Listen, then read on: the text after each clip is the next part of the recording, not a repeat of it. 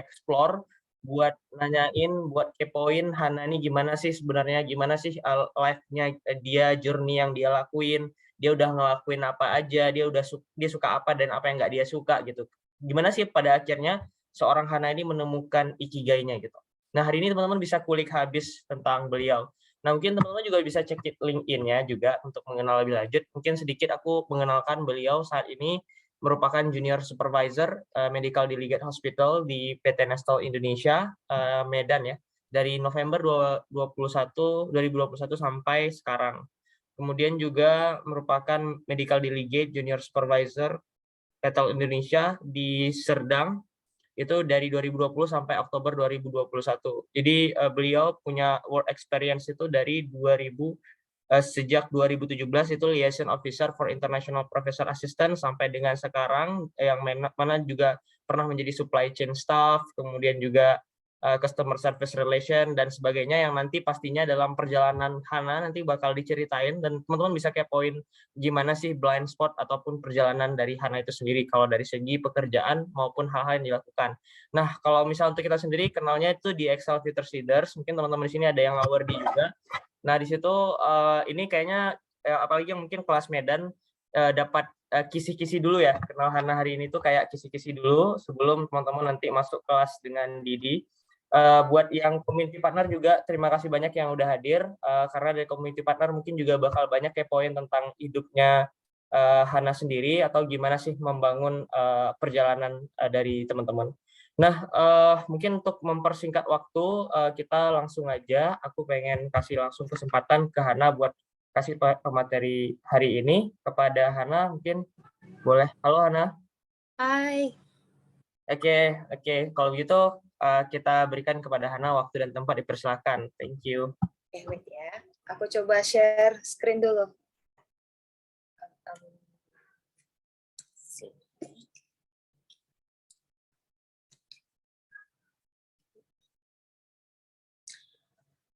Rizky, boleh yang Hana PC dijadiin ini nggak? Biar bisa share screen. Karena ini nggak bisa share screen.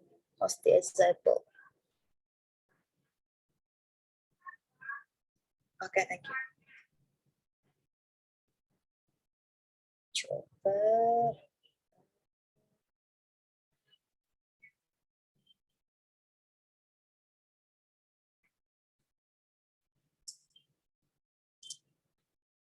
Oke, udah kelihatan ya, boleh feedback, udah kelihatan slide-nya dan suara Hana udah cukup jelas?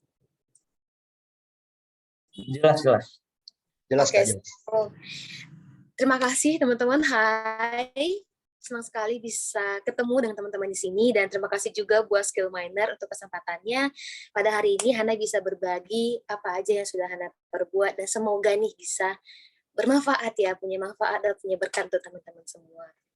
Nah, aku nih pengen kasih lihat satu foto seorang bocah di sini masih usia mungkin ya 8 atau 9 tahun ya. Dimana kita tahu ya kalau kita lagi masa-masa bocahnya itu masa-masa happy-nya, masa-masa polosnya ya.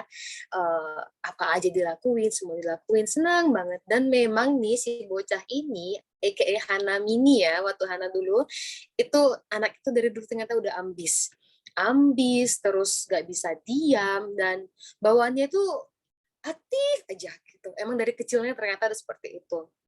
Nah, siapa sangka ternyata bocah ini mengalami hal-hal yang mungkin dia nggak pernah sadari atau dia nggak pernah nyangka sebelumnya. Jadi bocah ini dulunya dia itu sekolah di satu sekolah yang mayoritas itu adalah suku dari Tionghoa. Disclaimer, ini tidak untuk rasis atau segala macam ya, cuman ini menceritakan apa yang Hana alami. Jadi sekolah Hana dulu itu mayoritas itu suku Tionghoa, di mana mungkin kalau dirasiokan itu 2:8. Jadi 2 itu pribumi. Karena dulu juga waktu kelas dari SD tuh yang pribumi itu paling 2 atau 3 orang dari 75 siswa pada saat itu. Nah, namanya ya banyak anak-anak baru, banyak teman-teman baru, pastinya aktif nih jadinya Hana nih ya, aktif untuk berkenalan sama teman-teman. Nah, dulu kan kalau seragam sekolah itu kan pendek ya, tangannya gitu ya, tangannya pendek. Jadi Hana itu lahir atau tumbuh kembang itu punya bulu tangan yang agak banyak gitu, agak lebat gitu ya kan. Nah kalau sekarang sih oke. Tapi dulu itu nggak pernah nyangka ternyata keadaan Hana itu menjadi suatu turnover ketika Hana mendekati orang-orang di sana, dan feedback yang Hana dapat adalah, jangan dekat-dekat anak monyet. Dulu masih kecil mungkin ya, kok aku dibilang monyet ya? Kok emang kenapa, ada apa dengan ini? Dan itu nggak cuma sekali, tapi berkali-kali kata-kata itu Hana dapatkan ketika pada saat itu masih kelas 3 SD. Dah, jadi kayak, oke, aku lihat tangan-tangan teman yang lain kan, tuh pada mulus-mulus gitu. Tapi gue kok aku berbulu ya? Komplain juga sama mama, kenapa sih tangan aku berbulu gini, sampai nangis-nangis. Terus kayak, mamaku tuh cuma bilang, itu semua apapun yang dari tubuhmu, apapun yang ada dalam dirimu, itu semua dari Tuhan, nggak boleh komplain. Namanya masih kecil ya, nggak paham. Nah, efeknya apa? Ternyata perkataan anak monyet itu membuat semakin merendahkan self-esteem yang Hana punya pada saat itu. Tambah lagi, pada saat itu, di sekolah Hana itu bahasa Mandarin merupakan salah satu bahasa pokok, di mana di situ wajib kita belajar. Bayangin ya, anak pribumi harus mengerti bahasa Mandarin.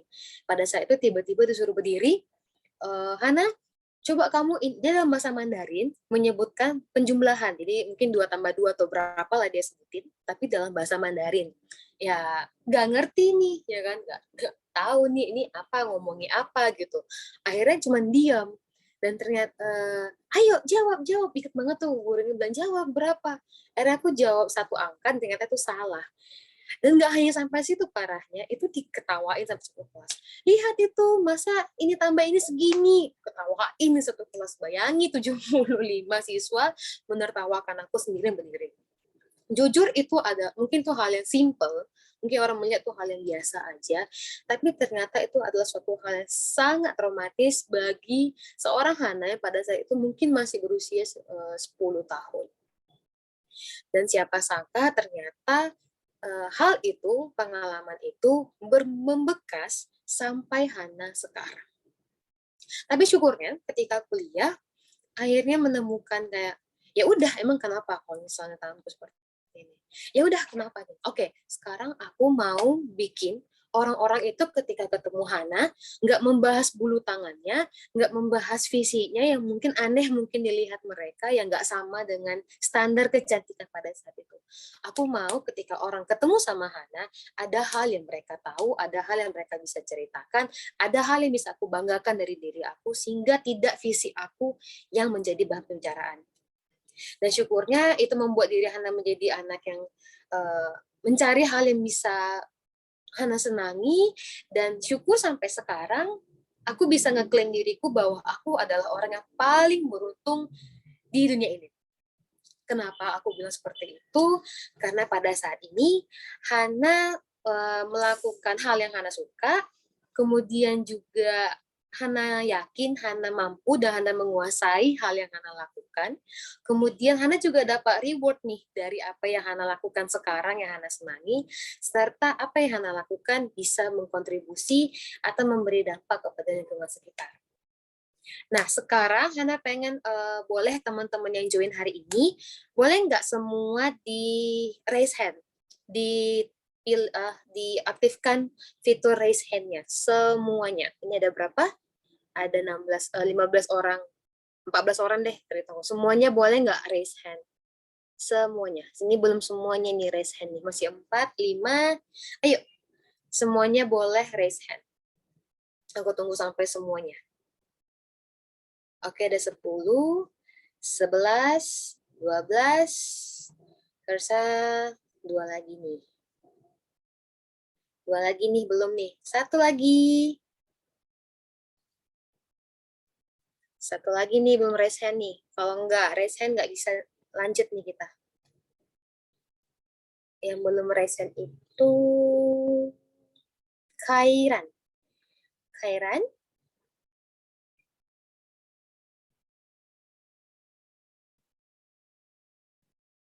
Kalau Khairan boleh di raise hand?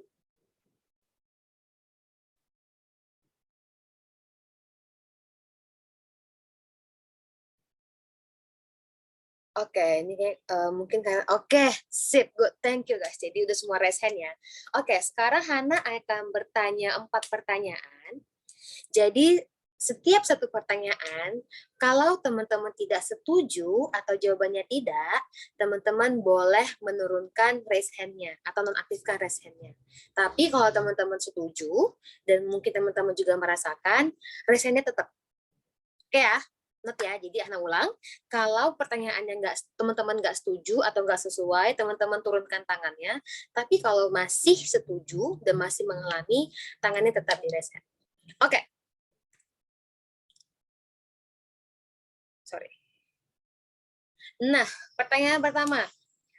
Apakah waktu yang teman-teman sekarang miliki sudah teman-teman habiskan dengan melakukan hal yang teman-teman sukai? Harus suka ya. Kalau memang suka, boleh tetap tangannya di raise hand. Tapi kalau menurut teman-teman nggak suka nih sama yang gue lakuin sekarang, boleh turun. Wah, langsung drop out 9 dong. Wih, 8.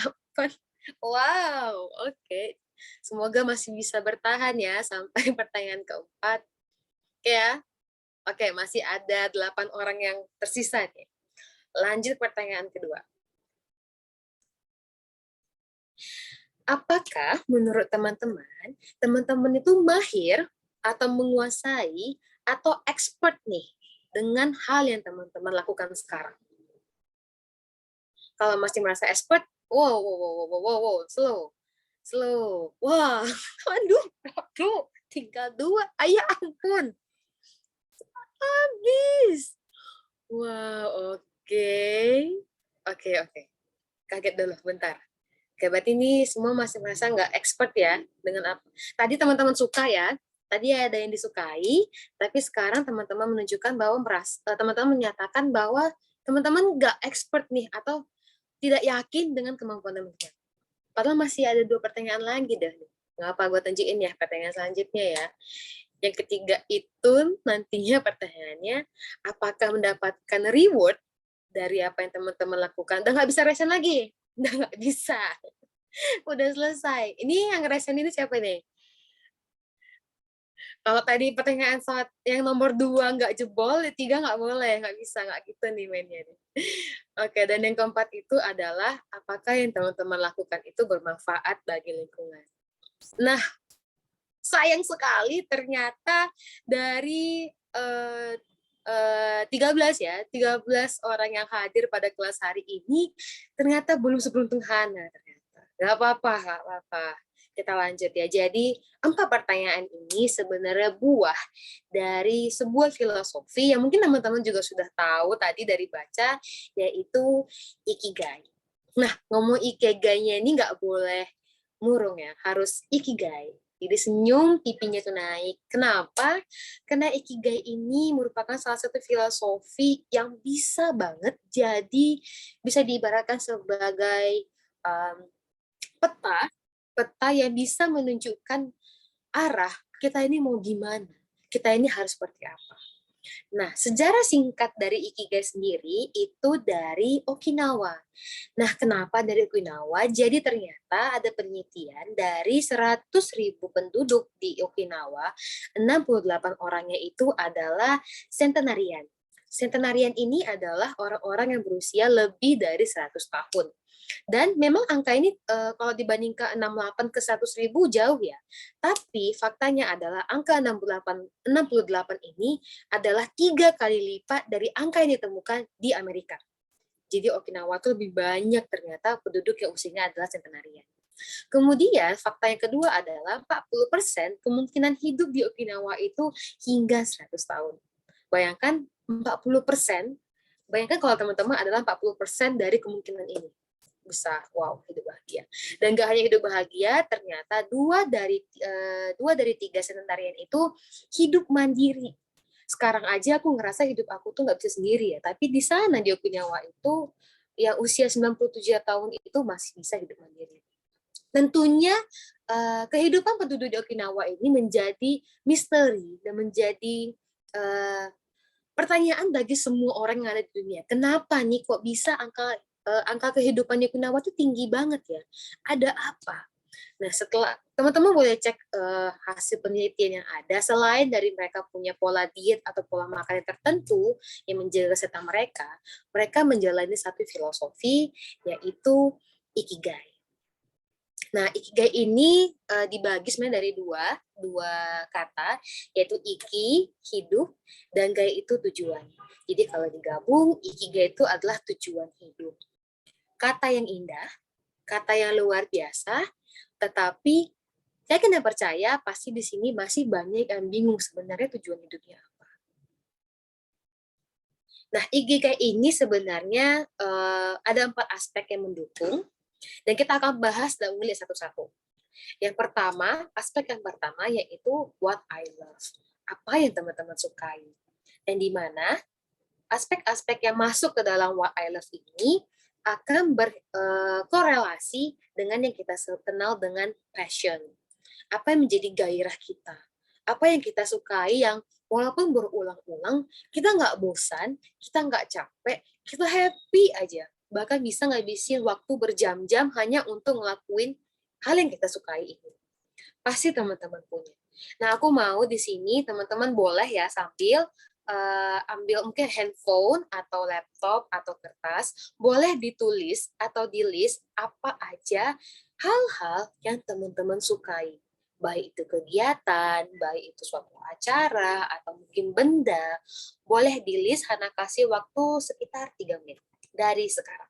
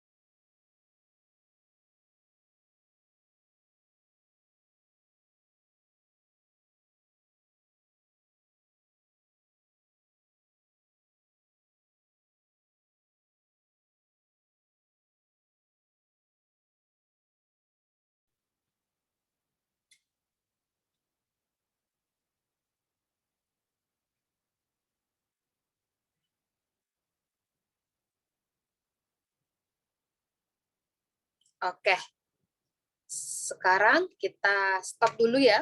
Pasti teman-teman udah nulis apa yang teman-teman sukai dan apa yang menjadi gairah teman-teman melakukan sesuatu. Kita next ke aspek kedua. Setelah teman-teman mengetahui apa sih yang aku sukai, bisa.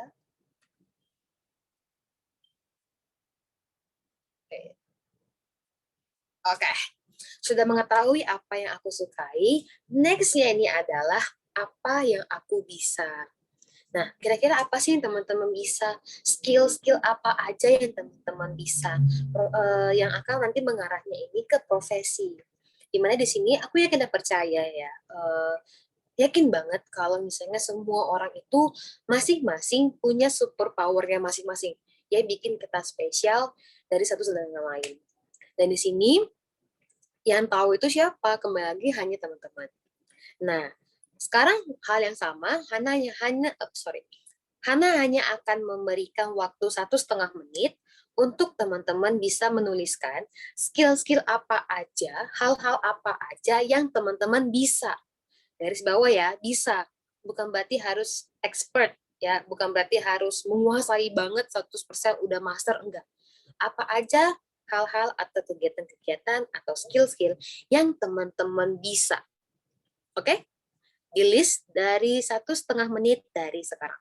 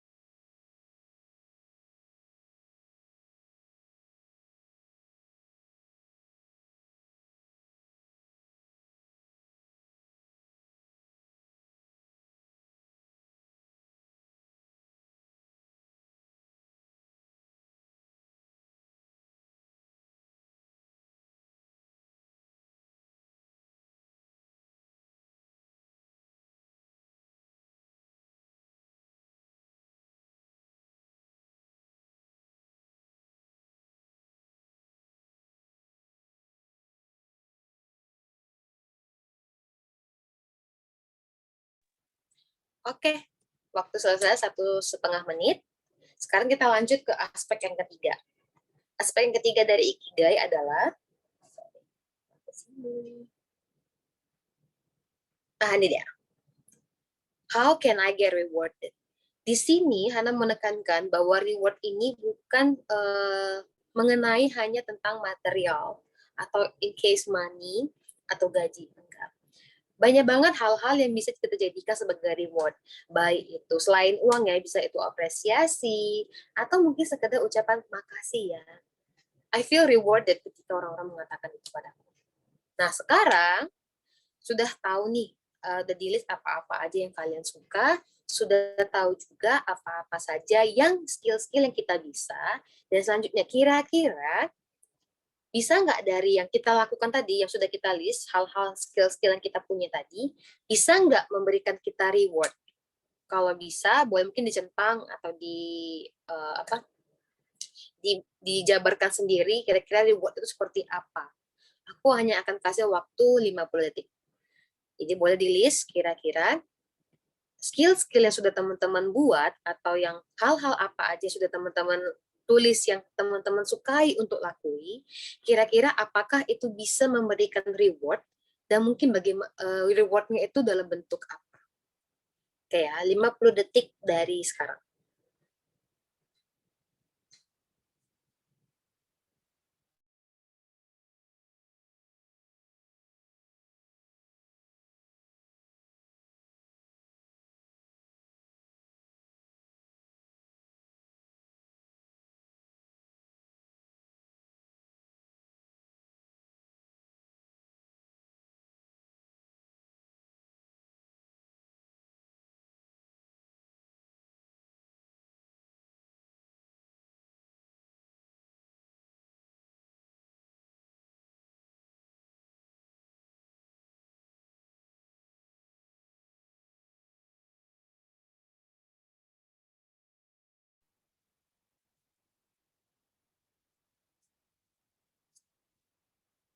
Oke, 50 detiknya selesai. Sekarang kita akan masuk yang terakhir. Oh, sorry. Tadi udah ya, what I love itu akan mengarah ke passion. Apa yang teman-teman bisa itu akan mengarah ke profesi. Kemudian bagaimana saya akan dapat reward itu akan mengarah ke vocation atau nantinya jadinya pekerjaan. Dan yang terakhir dari aspek dari si Ikigai sendiri adalah how can I contribute? Bagaimana saya bisa berkontribusi? Nantinya ini akan berarah ke misi kita. Nah, jika sudah menemukan passion, profession, vocation, serta mission, maka nantinya ada ikigai. Sekarang yang terakhir, dalam waktu 1 menit, teman-teman boleh list lagi kembali. Tadi list yang udah teman-teman buat, kira-kira semua aktivitas itu kira-kira bagaimana caranya bisa berkontribusi atau berdampak terhadap lingkungan kita sekitar. Di sini lingkungan nggak harus dalam spek besar ya teman-teman. Bisa mungkin dengan keluarga kita, atau adik kita, atau teman kita. Kira-kira bagaimana yang kita lakukan itu bisa nggak punya dampak ke sekitar kita. Nah, aku akan kasih waktu 50 detik buat teman-teman list mana-mana aja yang bisa berkontribusi dan mana aja yang enggak. Dari sekarang.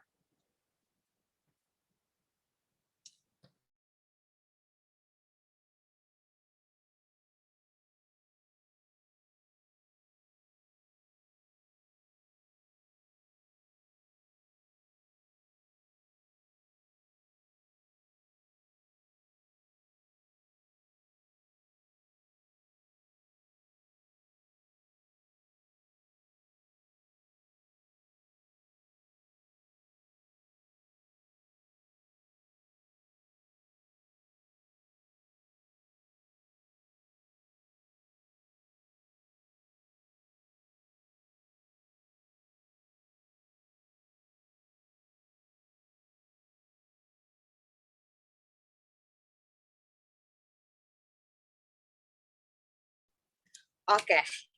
Nah, secara kesimpulan, kalau tadi kita sudah menemukan passion, profession, vocation, dan mission akan bertemu dengan ikigai. Sebenarnya konsep ikigai ini enggak dalam bentuk diagram seperti ini ya. Kalau di masyarakat Jepang sana, mereka enggak membuat diagram seperti ini. Tapi diagram Venn ini dibentuk atau didesain sedemikian rupa untuk membantu kita memahami sebenarnya gimana sih cara kita mencari ikigai. Apa sih ikigai kita? Teman-teman bisa lihat di mana setiap ada arsiran yang kurang, pasti ada minusnya. Yang pertama, satisfaction, like feeling useless, kita puas tapi merasa nggak ada gunanya. Ada juga kita merasa nyaman, tapi kita merasa ada yang kosong. Kemudian kita merasa senang, tapi tetap merasa, apakah ini yang aku mau? Dan kemudian ada juga yang aku senang ngelakuin apa yang aku lakukan, tapi ternyata aku nggak dapat reward apapun.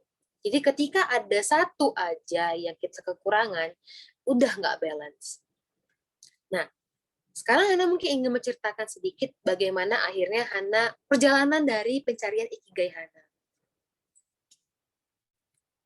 So, Hana suka banget ya, dari dulu itu senang banget menggambar, senang banget dalam dunia seni. Mau seni, lukis, seni tari, seni, pokoknya senang banget dengan seni.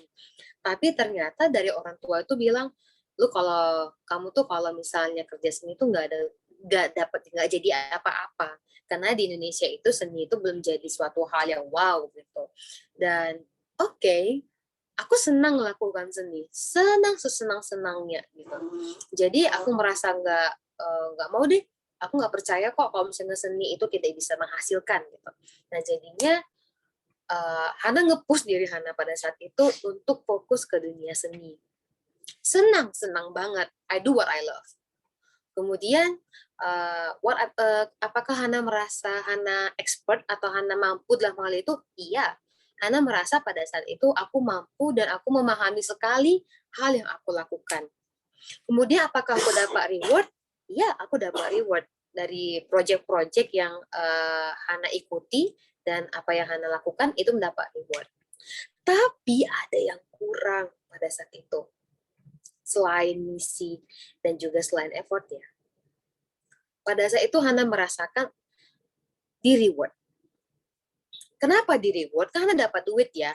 Tapi ternyata pada saat itu Hana tuh masih money oriented, di mana kegiatan-kegiatan aku lakukan itu nggak cukup nih buat aku gitu, nggak cukup banget, nggak bisa nih. Aku harus bisa move dari sini. Akhirnya 2018 nih setelah lulus dan selesai damai dengan seni-senian ini, Hana cabut ke Jakarta, dan akhirnya ketika di Jakarta, selama 2 tahun di sana, membangun diri Hana sendiri mulai dari nol. Bangun keluarga, ketemu teman-teman, ketemu tempat kerja baru yang ke tempat kerja seperti keluarga, kemudian lingkungan teman-teman yang juga suportif, dan luar biasa banget. I'm very happy with my kehidupan aku ketika aku di sana. Happy banget, senang banget. Aku dapat kerja, aku ketemu teman, aku juga dibayar, aku punya penghasilan yang tetap pada saat itu yang bisa membuat aku hidup sendiri pada saat itu. Nah, setelah ini aku jalani, tetap aja aku merasa ada yang kurang. Kayaknya ada yang kurang, kayaknya hidup aku itu cuman monoton aja setiap hari, bangun pagi, kerja, pulang kerja mungkin nongkrong, tidur, besoknya kerja lagi, bangun, dan I'm doing the same thing every day. Dan itu membuat aku kayak, kok gini-gini aja ya, gitu. Ada yang kosong dalam diri aku.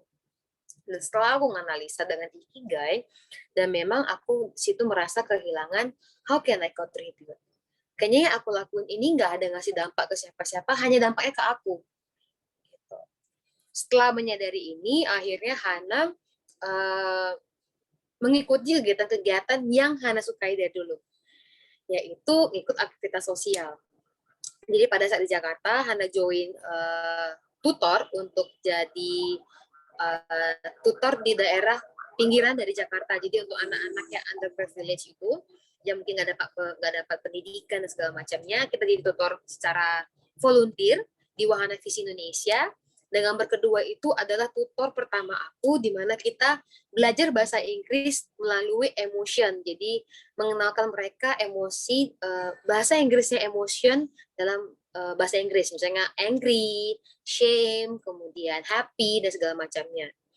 Dan juga selain dengan aktif di Wahana Visi Indonesia, Hana juga aktif di untuk SL Asiata. Kebetulan Hana juga salah satu alumni dari SL Future Leaders. Jadi pada saat itu ada acara yang khusus untuk mementoring anak-anak SMA dalam hal soft skill, public speaking, dan segala macamnya, dan Hana join pada saat itu. Nah, ketika Hana sudah mengikuti kegiatan ini, merasa lagi nih, oh ikigai aku kembali, aku senang dengan kehidupan aku happy menjalaninya, nggak merasa kurang sedikit pun. Kemudian tahun 2020, pertengahan 2020, something happen in my family, sehingga membuat aku sebagai anak paling besar yang merantau, sedangkan orang keluargaku semua di Medan, itu goyang lagi. Wah, nggak damai nih, nggak bisa tidur, kayak, aduh gimana ya, aku di sini baik-baik aja, fine-fine aja, tapi keluargaku di sana gimana? Kok berat ya? Gitu. Dan akhirnya terguncang lagi nih, teman-teman. Terguncang lagi di what I love. Aku jadi nggak senang menjalani ini. Aku nggak senang lagi menjalani hari-hari aku di Jakarta. Akhirnya berpikir, apa ya kira-kira harus aku lakukan supaya aku bisa damai lagi dengan hidup aku, bisa menemukan lagi ikigai aku. Dan akhirnya tahun 2020 Oktober aku balik lagi ke Medan, dan sekarang menghidupkan lagi atau mendirikan lagi kehidupan di Medan. Happy nggak sama kayak kemarin? Happy banget. Jadi aku bisa kumpul dengan keluargaku, aku bisa ketemu sama teman-teman lamaku, aku bisa traveling mau kemana aku mau, aku juga dapat tim kerja yang luar biasa, baik banget dalam hidup aku, yang siap siaga untuk support aku, dan bahkan aku juga kerja di lingkungan orang-orang yang sangat baik-baik dan juga welcome. Happy dan ngerasa lagi ikigainya balik lagi nih. Oke, I found my ikigai again. Aku senang banget nih. Tapi Hana kan sekarang kerja di Nestle. Jadi Nestle untuk divisi Nestle Nutrition. Hana nggak bisa detail tentang pekerjaan Hana karena Hana ada di ruang lingkup WHO. Jadi tidak bisa detail untuk apa yang Hana lakukan. Tapi khususnya Hana kerja di area marketing untuk Nestle Nutrition di Medan. Nah, dulunya Hana kerja di Pakam, tapi per November 2021 Hana pindah di area. Dari dulunya Hana ngambil dari Deli Serdang, Bedagai, Karo, sampai Kabupaten Dairi, 4 kabupaten. Sekarang hanya Hana udah stay di Medan dan juga Binjai. Nah, karena Hana kerjanya itu di jalan ya, setiap hari kerjaanku tuh ngukur jalan. Setiap hari pasti di jalan, jarang banget gitu. Gak pernah, cuman sekali sebulan mungkin ke kantor ngurus administrasi. Tapi secara full pekerjaan Hana itu di jalan. Nah, ketika aku di jalan, aku menemukan banyak peristiwa-peristiwa atau pemandangan yang sangat menyeret hati aku. Mengoyak, menyobek, dan merusuk ke dalam sumsum tulang aku gitu, yang bikin aku tuh bergetar sendiri gitu, miris sendiri, sedih sendiri. Ya mungkin orang nggak bisa ngerti kenapa aku sedih akan hal itu, tapi itu benar-benar sangat sedih dalam diri aku. Jadi berikutnya adalah bukan gambar Hana, tapi berikutnya adalah ilustrasi peristiwa apa yang Hana temukan yang menyobek hati aku, yang merobek jiwa aku. Mungkin nggak hanya Hana, mungkin beberapa teman-teman juga sedih melihat ini. Di pandangan Hana adalah mereka itu adalah generasi kita loh, generasi penerus bangsa, di mana nantinya ketika aku mungkin sudah tua, aku sudah renta, mereka orang-orang yang punya peran penting dalam dunia ini. Tapi kenapa ya mereka sekarang di posisi seperti ini?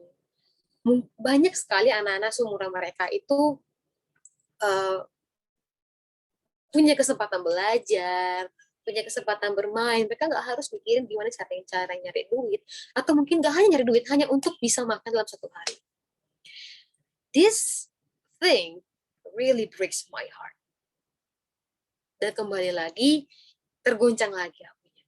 Aku nggak damai kayak gini. Iya, aku sekarang dapat pekerjaan yang aku senangi. Iya, sekarang aku merasa aku expert dan aku menguasai skill-skill yang dibutuhkan sekarang. Iya, aku juga merasa bercukupan secara material dan berkecukupan juga secara psikologis, di mana aku punya teman-teman yang support, aku juga punya inner circle yang sangat mensupport aku dan sebagainya. Tapi kembali lagi, aku nggak bisa kontribusi apa-apa untuk mereka. Belum melakukan apa-apa. Nah, karena pekerjaan aku mobilitasnya cukup tinggi, di mana aku nggak punya waktu lagi nih buat kayak dulu aku ngajar, ya aku terus segala macamnya, akhirnya aku mikir, kira-kira apa ya yang harus aku lakukan yang bisa mengkontribusi anak-anak ini.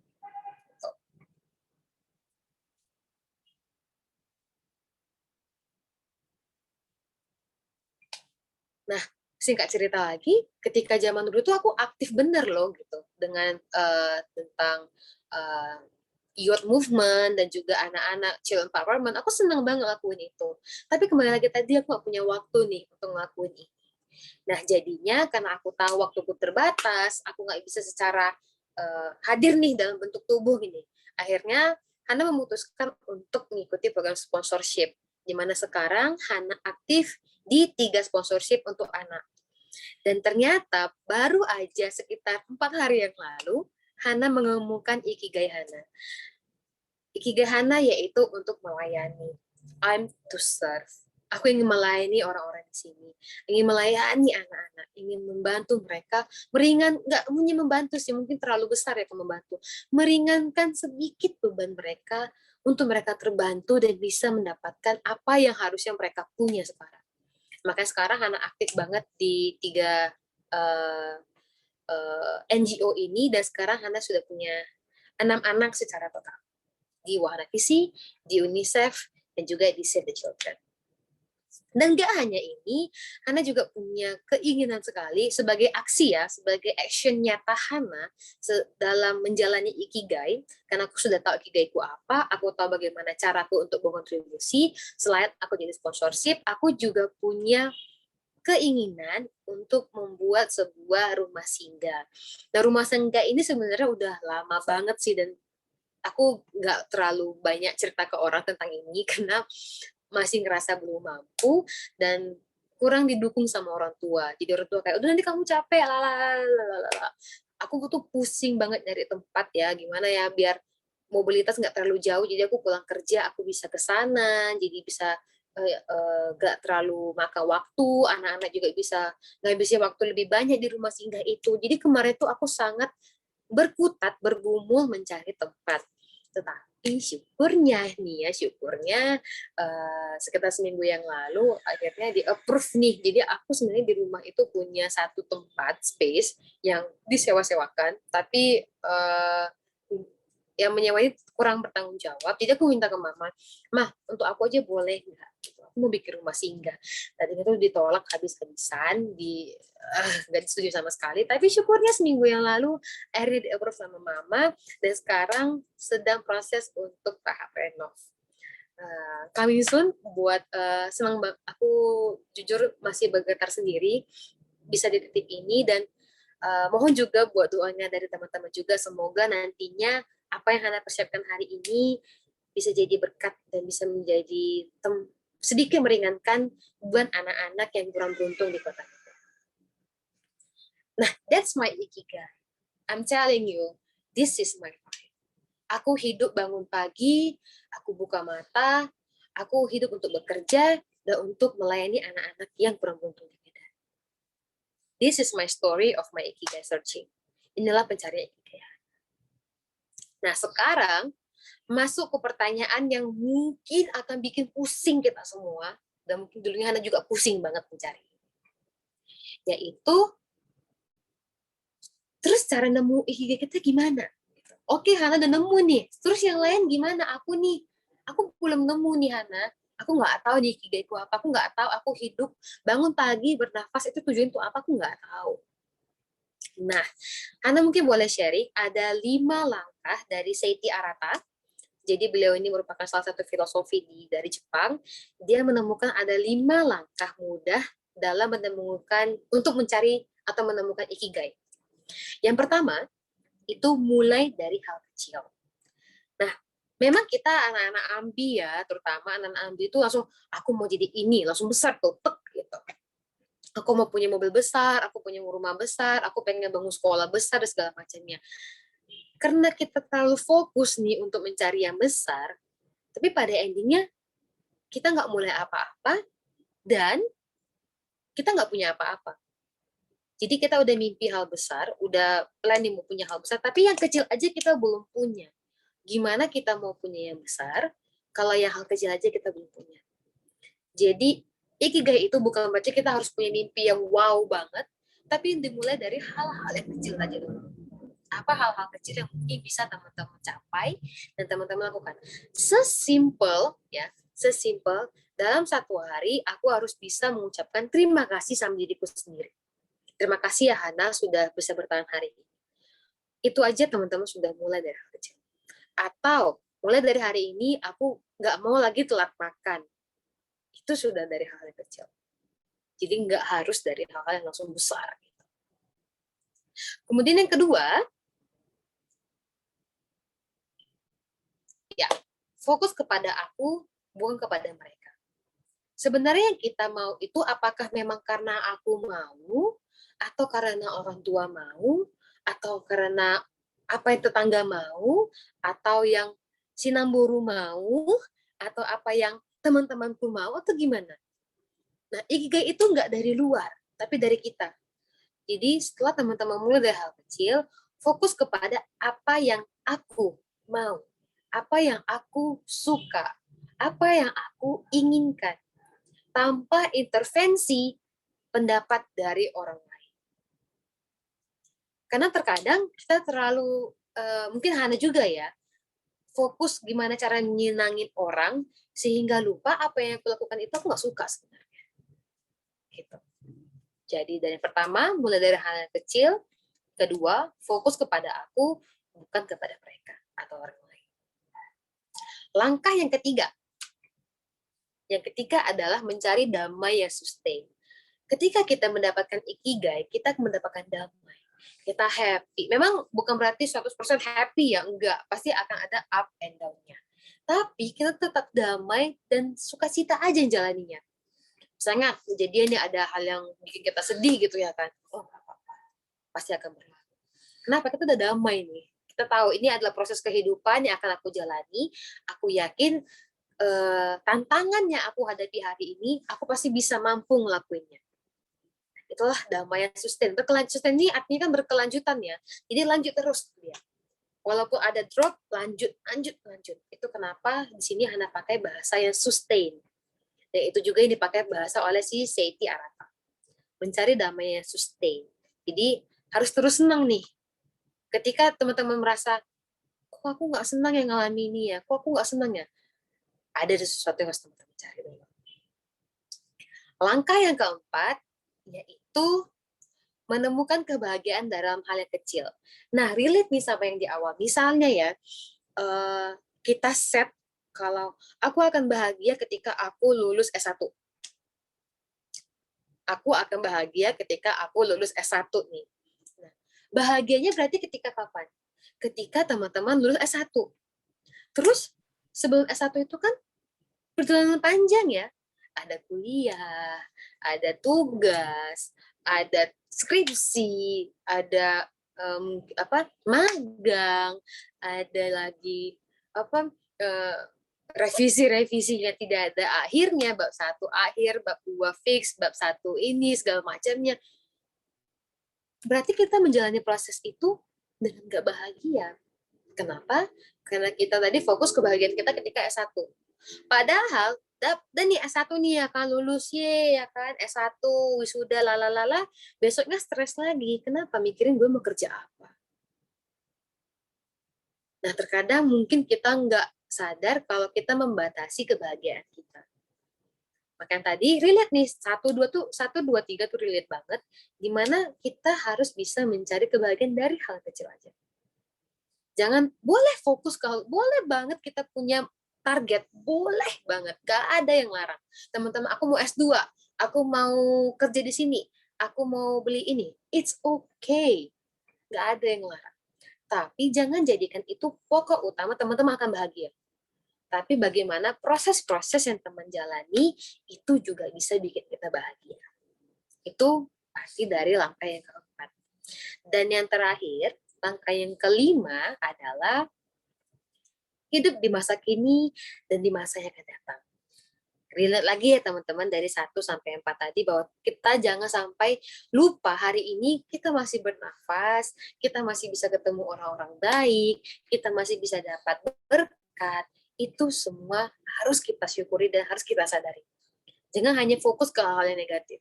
Jangan hanya fokus, aduh masa depan gue gimana ya, aduh gimana ya gitu. Kita nggak ada yang tahu masa depan gimana. Makanya hiduplah di masa kini supaya nanti di masa depan juga siap. Jadi ini 5 langkah yang di tips-tips yang diberikan oleh Seiti Arata bagaimana dia bisa menemukan ikigai. Dan memang ini mungkin hanya kata-kata ya, tapi Hana yakin dan percaya memang pelaksanaannya ini sulit banget. Tapi kalau nggak dimulai dari sekarang, kapan lagi? Atau mungkin ada yang bilang, aduh Hana nggak bisa, aku udah umur 30 tahun nih, udah telat lah, udah keburu ini apa ya bahasanya ya udah telat lah untuk hal-hal yang kayak ginian, kayak mana aku bisa nemu ikigai aku di umur aku sekarang. Nah, mungkin Hana boleh bagi satu quotes ya, ini ada petua Hindi yang lama. Aku nggak bisa baca bahasa Indinya ya, nggak bisa. Tapi artinya itu bagus banget, di mana everything that happens slow actually takes its time. No matter how much you water the tree, it will bear fruit only when it's season to. Jadi apapun yang terjadi, walaupun itu lamban, itu memang sudah waktunya. Waktunya memang untuk lamban. Seberapa banyak air yang kita siram ke satu pohon, dia akan tetap berbuah ketika musimnya. Nggak akan bisa kita paksa. Teman-teman bisa ngerasain sendiri bedanya yang dipaksa sama enggak tuh beda banget. Jadi jangan khawatir kalau sekarang teman-teman belum nemu ikigai. Tapi yakin Hana dan percaya kalau teman-teman di sini benar-benar komit dan konsisten untuk benar-benar ingin tahu nih, nggak mau nyanyain waktu tujuan hidupnya apa, pasti bisa someday. Nah, mimpi Hana selanjutnya ya, mungkin kalau kita 14 orang yang hadir hari ini, kita mungkin bisa ketemu di pertemuan selanjutnya di lain tempat dengan pertanyaan yang sama. Hana harapannya bisa, nanti kan ada 4 pertanyaan tadi ya, ada 4 pertanyaan yang Hana sampaikan. Hana pengennya itu sampai pertanyaan keempat, teman-teman semua masih tunjuk tangan. Karena Hana pengen nggak hanya beruntung, tapi Hana juga mau semua orang yang hadir pada saat ini bisa seberuntung Hana, karena sudah bisa melakukan apa yang teman-teman yang kita sukai, kita juga mampu dan expert dalam hal itu, kita dapat reward dari apa yang kita lakukan, dan kita bisa berkontribusi dan memberi dampak yang positif kepada lingkungan kita. Sampai jumpa di lain kemudian, dan harapannya next pertemuan teman-teman juga bisa menjadi orang yang beruntung dalam menemukan ikigai. Thank you, Hana kembalikan. Thank you banget buat Hana atas sesinya. Teman-teman luar biasa sekali ya, banyak insight yang tentunya kita dapat mulai dari story Hana, bagaimana cara mencari ikigai, dan mungkin teman-teman tadi aku rasa ketika udah feeling box ikigainya itu pasti kalian udah kebayangkan kira-kira oh ternyata ini ya yang kadang aku suka, aku bisa, dan ternyata ada reward di sana gitu kan. Nah, di sesi kali ini aku rasa pasti teman-teman yang udah punya kesempatan eksklusif ini pengen banyak nanyain. Nah, jadi aku kasih kesempatan untuk sesi pertama ini untuk 3 pertanyaan ya. Boleh siapa duluan? Boleh di raise hand atau di chat box pertanyaannya.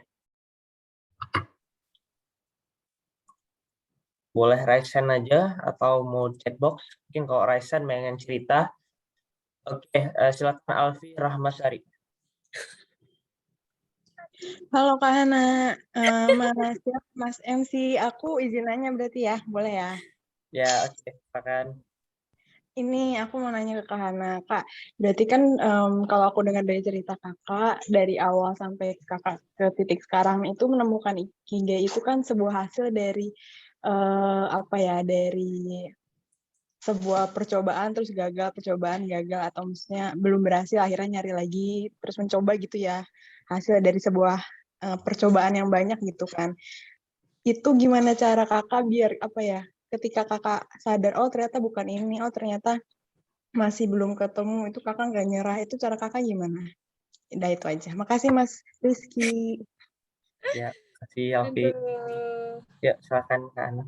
FYI, ini Alfi ini satu kantor aku. Iya juga sih kalau udah ketawa-tawa pasti kenal ya. Aku kaget dia ikut, tawa doang ya ampun. Jadi kebetulan Alfi ini satu kantor, tapi kita pisah nih. Jadi nggak satu tempat. Alfi itu di area Tanjung Pinang, Kepri. Makasih ya Alfi. Oke. Di mana titik mungkin pertanyaannya tahu kalau bukan itu ya. Nah, gimana kalau kita tahu bukan itu dia jawabannya, kalau kita belum coba? Satu, ya kan? Istilahnya, contohnya, aku analogikan misalnya, ada orang ngasih kita air minum. Kau coba nih, ini enak kali nih, kau coba. Enggak enak itu. Gitu. Kita belum coba, tapi langsung bilang nggak enak. Kau coba dulu, enggak enak pasti. Aku udah lihat dari warnanya tuh pucat, nggak enak pasti. Gitu. Nah, sama kayak tadi. Gimana kita tahu itu enak atau tidak kalau belum dicoba? Kalau misalnya pas kita coba memang nggak enak, oke, it's fine. Berarti nextnya ketika orang nawarin kita bisa nolak nih. Jangan deh, aku udah pernah coba, aku kurang suka. Gitu. Tapi kalau misalnya kita udah coba dan ternyata enak, siapa yang untung? Ya kita. Kita tahu tuh, oh ternyata enak gitu. Dan akhirnya nextnya kita bisa rekomendasi ke orang yang mungkin punya taste yang sama dengan kita. Sesimpel itu analoginya, Ovi. Jadi harus dicoba dulu, harus maksimal dulu effortnya, supaya tahu ini enggak. Tapi kembali lagi tadi, kita jangan keras kepala nih. Jangan udah dikasih misalnya nih ya, kita coba, misalnya coba ikut lomba. Misalnya nih ya, contoh aku nih ya, aku dulu disuruh coba ikut lomba pageant. Aku sendiri ngerasa kayak nggak mau jadi apa aku jalan aja aku nggak betul gitu loh. Pageant itu kan jalannya gimana bagus gitu ya. Kau tahu sendiri aku jalannya ngangkang kayak mana gitu, tak bisa gitu ya. Ternyata dicoba itu merubah hidup Hana ternyata. Gimana? Oh ya perempuan tuh nggak boleh sepenuhnya urak-urakan. Perempuan itu harus punya momen di mana dia bisa diajak asik, tapi dia juga bisa elegan. Dan aku tahu itu dari mana setelah aku mencoba. Walaupun awalnya aku denial dengan diri aku. Tapi aku coba dan aku tahu. Nah, kalau misalnya nih aku nggak dengar kata teman aku nggak ikut lomba pageant itu, mungkin sampai sekarang jalanku masih ngangkang atau masih asal. Dan mungkin orang lihat Hana, ura-urakan, enggak, mungkin teman-teman nggak akan lihat Hana dengan posisi seperti ini, mungkin dengan rambut yang nggak tahu deh, pasti nggak not attractive at all, gitu. Jadi harus coba dan harus maksimal, tapi harus peka juga. Jadi aku juga tahu lomba pageant mana yang aku mungkin bisa ikut dan tidak, gitu. Kalau tadi aku disuruh Hana ikut Miss Indonesia, nggak bisa aku, nggak bisa. Aku nggak bisa ikut Miss Indonesia. Kenapa? Mungkin ada beberapa lomba yang aku ngerasa aku nggak bisa di situ. Mau aku coba kayak manapun pasti nggak bisa. Karena aku udah coba dan emang nggak bisa gitu. Nah itu, jadi coba maksimal usahanya, peka dengan hasil. Apakah memang itu kita mampu atau tidak. Jangan udah tahu nggak mampu, kita paksakan. Hasilnya apa? Hasilnya bakal nggak bagus. Hasilnya bakal nggak maksimal. Mungkin itu menjawab ya, Alfi. Thank you. Oke, thank you Hana. Gimana Mbak Alfi? Apa kejawab ya? Ada satu lagi boleh ya, karena Ya, jadi boleh, aku boleh. tuh penasaran banget juga kayak, iya dari percobaan-percobaan itu apa yang bikin kakak tetap mau mencoba lagi gitu. Kadang kan ketika kita tahu, oh ternyata rasanya nggak enak, terus kita jadi takut mau mencoba lagi. Karena itu kalau kakak, apa yang bikin kakak berani atau mau buat mencoba lagi. BTW ini Kak, aku dengarnya sama anak-anak kosan aku loh. Jadi ini apa ya, seru. Aduh, itu kayak harusnya bayar tuh ya, Rizky ya. Itu harusnya bayar, jadi gratisan tuh, hitung berapa kepala. Oke, apa yang bikin aku nggak menyerah? Support dari inner circle aku. Setiap aku mau menyerah, aku pasti akan nanya nih feedback ke orang-orang yang aku rasa dia mampu nih memberikan feedback yang aku inginkan. Dan jujur itu bantu. Anak kok masih bisa kok, kan kok bisa gini. Kadang kita nggak bisa ngelihat ya diri kita ya, kadang orang ini yang bisa ngelihat gitu. Nah, makanya aku selalu minta feedback sama orang. Nah ketika orang bilang, anak kayaknya kok nggak mampu deh, emang kok nggak bisa gini. Coba sekali lagi emang nggak mampu, udah. Jadi yang bisa bikin aku tetap bertahan berdiri itu gak lepas dari teman-teman yang ada di belakang aku dan di samping aku. Itu sih Alvin. Jadi penting banget kita punya inner circle yang memang bisa support kita ke hal-hal yang baik. Ketika dia malah menjatuhkan kita, oh berarti bukan nih. Berarti dia bukan inner circle terbaik kita. Karena teman yang baik pasti akan mau hal yang baik juga dalam diri kita. I think it's enough. Thank you. Oke, thank you so much Hana dan juga Mbak Alfi dan teman-temannya di sana. Semoga menjawab ya pertanyaan dari Mbak Alfi. Oke, baik. Mungkin ada lagi teman-teman, boleh di raise hand pertanyaan. Oke, Fandi ya. Silakan Fandi. Siap. Terima kasih Kak Hana. Pemaparannya sangat enak didengarkan.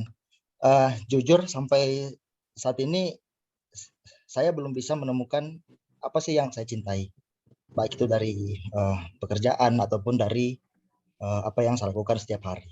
Nah, kalau dari menurut Kak Hana, bagaimana sih caranya supaya kita bisa peka, supaya kita paham kalau kita lakukan sesuatu, oh hal ini yang kita cintai gitu. Itu yang pertama. Yang kedua, setelah kita dapat apa yang kita cintai, gimana sih caranya kita bisa mengkonekkan dengan apa yang kita cintai itu dengan apa yang kita kerjakan sekarang dan apa yang kita hasilkan sekarang. Terima kasih. Oke, thank you Fandi. Oke, silakan Hana untuk menjawab. Kalau aku ditanya kira-kira apa yang dicintai, aku nggak tahu ya. Karena itu balik ke diri kita masing-masing loh teman-teman. Aku nggak tahu nih apa yang Fandi sukai setiap harinya, atau Rizky, atau apa, aku nggak tahu. Kenapa? Yang tahu itu kita. Mungkin contoh, Hana mungkin suka naik gunung. Tapi belum tentu Rizky atau Fandi itu suka naik gunung. Ketika Hana paksa naik gunung, teman-teman bakal senang nggak? Enggak, ya capek. Nah, jadi kembali lagi Fandi, yang tahu itu hanya Fandi.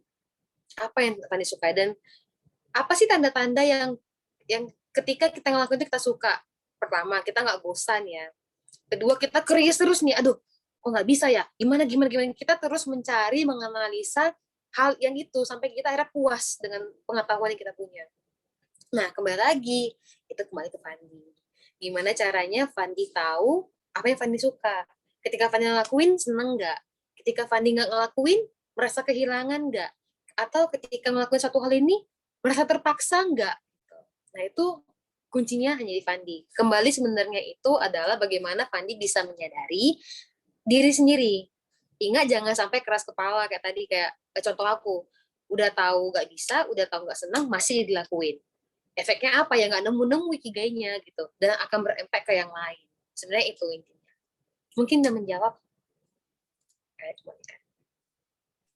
Ya, gimana Fandi jawabannya? Boleh aja kalau ada lagi ditanya. Kalau belum puas ya, Fandi ya. Belum puas ya. Sudah puas. Oke. Terima kasih Kak Hana. Sama-sama. Ya, makasih banyak juga Fandi dan Kak Hana. Oke, baik teman-teman, ada lagi yang mau bertanya? Boleh di raise hand. Oke, ada 2 nih. Boleh di raise hand sekali lagi.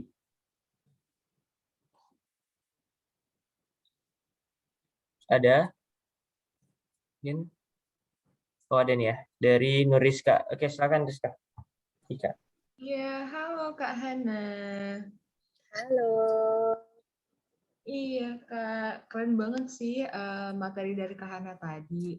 Kebetulan nih Kak, Rizka sekarang lagi di fase merasa apa yang Rizka buat sesuatu itu masih kosong gitu Kak. Belum ada meaning-nya, belum ada value-nya untuk yang lain gitu.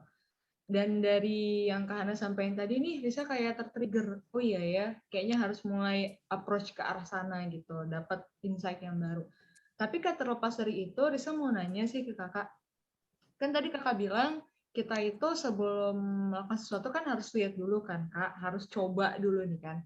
Tapi kan sebelum kita coba itu kita harus lihat dulu dong kayak ini kita berpeluang nggak ya untuk ikut ini gitu, berpeluang nggak ya untuk ikut ini, baru kita ambil judgement kita ikut atau enggak. Nah kalau Kakak sendiri pertimbangannya apa sih untuk Kakak milih sesuatu? Terus kemudian kalau Kakak gagal mencoba sesuatu nih, kan Kakak bilang enggak, ketika Kakak gagal mencoba sesuatu, apakah Kakak akan mencoba hal tersebut untuk kali kedua, kali ketiga, atau kali keempat, atau ada pertimbangannya dulu nih Kak, sebelum Kakak mencoba lagi hal itu? Gitu, Kak. Terima kasih Kak Hana. Oke, thank you Rizka pertanyaannya. Oke, yang pertama tadi kan apakah ada pertimbangan untuk mencoba sesuatu? Nah, pasti ada Rizka.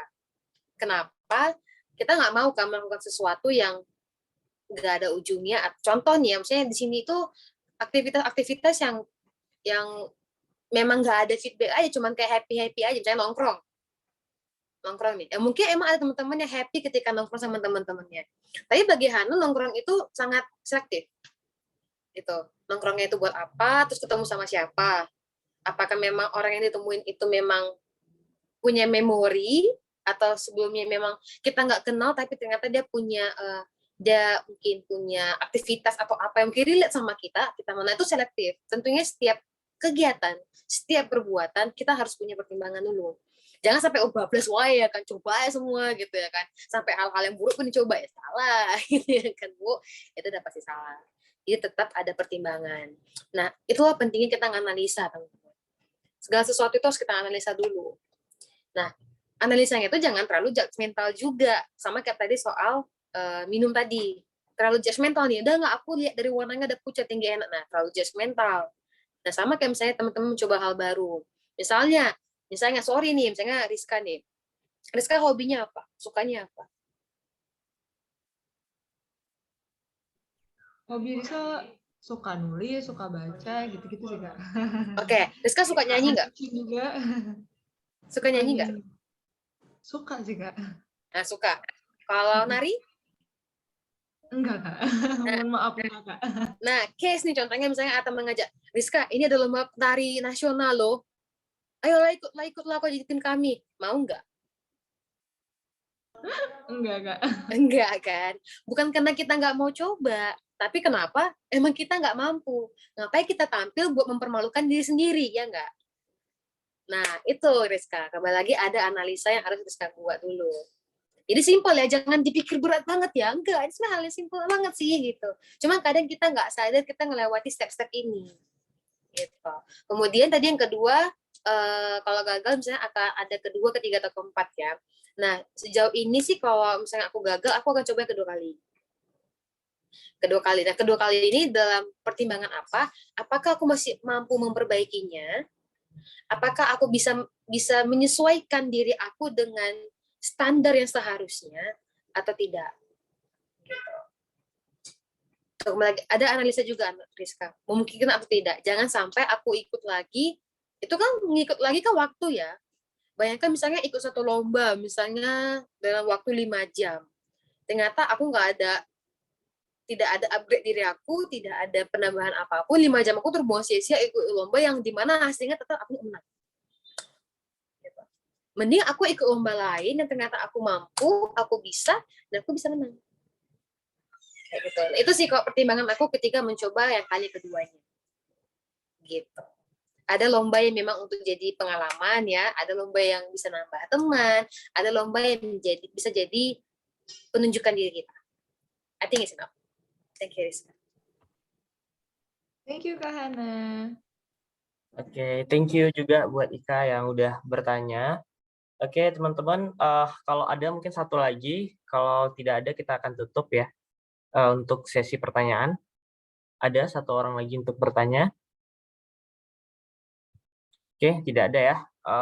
Baik, kalau begitu terima kasih banyak kepada yang sudah bertanya ataupun yang sudah menghadiri dan juga tentunya menyerap ilmu dari Hana hari ini ya. Dan mungkin juga sedikit overview terkait dengan materi hari ini, yaitu mengenai Ikigai. Mungkin teman-teman hari ini sudah mengenal terkait dengan bagaimana sih menyusun Ikigai itu sendiri. Mungkin yang tadi konsep yang Hana sampaikan, seperti yang Hana sampaikan tadi, di Jepang mungkin berbeda, itu kan udah di Western, jadi lebih simple. Jadi mungkin platform atau kanvas itu bisa dipakai, nanti bisa untuk dikulek-kulek lagi tentang diri sendiri.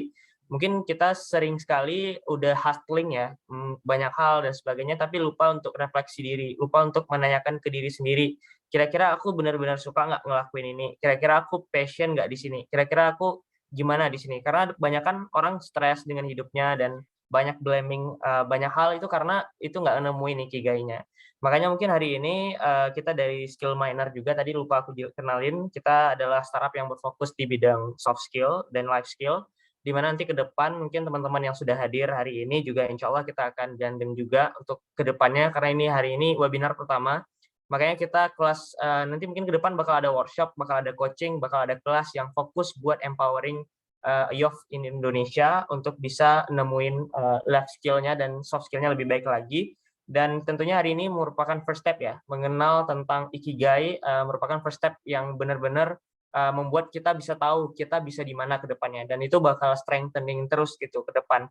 Mungkin kita bakal jadi katalisator yang membantu teman-teman ke depan, ya, semoga bisa berjodoh, bisa berkolaborasi lagi, dan mungkin juga tadi disampaikan oleh Hana, ada 5 tips ya untuk nemuin ikigainya itu, mulai dari hal yang kecil, fokus kepada diri sendiri, damai dengan diri sendiri, dan 2 hal lainnya, yang mana mungkin teman-teman dari hal ini mungkin pelan-pelan dilihat kembali, tentunya tadi quote keren banget ya, there is a time for you to bloom gitu. Jadi ada waktunya kita bakal shine gitu. Jadi nggak perlu insecure ataupun merasa kurang karena kita hari ini belum seperti orang lain dan sebagainya. Karena kita punya bagian dari kita sendiri-sendiri, itu waktu kita sendiri. Waktu akan menjawab ketika kita memang bisa mengerjakan sesuatu itu maksimal gitu. Kalau kita udah maksimal kerja keras dengan apa jalan kita, ya kita bakal ketemu versi terbaik dari diri kita sendiri. Jadi nggak perlu compare dengan orang-orang lainnya. Mungkin untuk hari ini kita tutup sesinya dengan foto bersama ya. Boleh on cam teman-teman. Faris bisa tag Faris ya. Oke.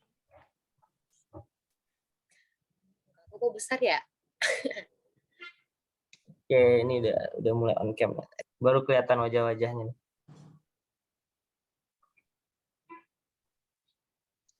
Ini teman-teman semuanya, kita dokumentasikan dulu ya. Di arahan di aku. Kita masih nunggu teman-teman yang lain untuk on cam.